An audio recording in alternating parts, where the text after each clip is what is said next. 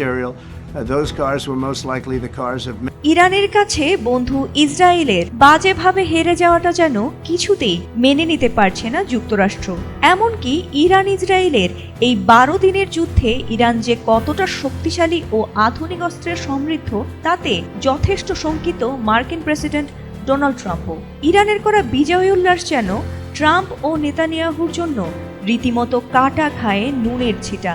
তাই নিজের ডাক দেয়া যুদ্ধবিরতির কথা ভুলে গিয়ে ট্রাম্প হঠাৎ ইরানে আবারও বোমা হামলার হুমকি দিয়ে বসেছেন, আর তাতেই যেন হতবাক বিশ্ব। Nuclear sites now has been proven. We had some fake. তিনি বলেছেন ইরান পারমাণবিক অস্ত্র তৈরির উপযোগী মাত্রায় ইউরেনিয়াম সমৃদ্ধ করতে সক্ষম হলেই তিনি দেশটিতে আবারও বোমা হামলা করবেন।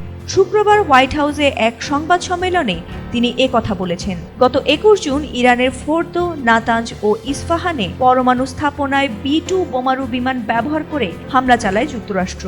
ওই হামলার পর তেহরানকে পরমাণু অস্ত্র তৈরি থেকে যদি বিরত না রাখা যায় তাহলে ট্রাম্প কি নতুন করে হামলার কথা বিবেচনা করবেন কিনা সংবাদ সম্মেলনে এমন প্রশ্নের জবাবে মার্কিন প্রেসিডেন্ট ডোনাল্ড ট্রাম্প বলেন, অবশ্যই এটা প্রশ্নাতীত।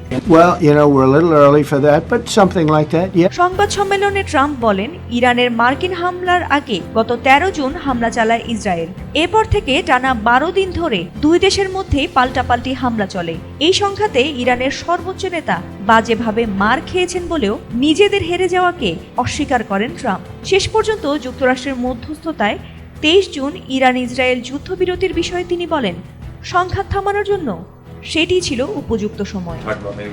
Secret nuclear site? Yes, there might be some Not that ট্রাম্পের মতে এই মুহূর্তে ইরান কিছুই সমৃদ্ধ করতে চায় না, তারা কেবলই ঘুরে দাঁড়াতে চাইছে। ট্রাম্প আরও বলেন, তারা বোমা পাবে না আর তারা ইউরেনিয়ামও সমৃদ্ধ করতে পারবে না।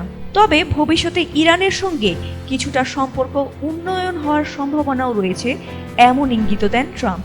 তিনি বলেন, আমার ধারণা শেষ পর্যন্ত আমাদের ইরানের সঙ্গে একটি বন্ধুত্বপূর্ণ সম্পর্ক গড়ে উঠবে। Israel was beat up too. Fatima Sultana, ATN Bangla.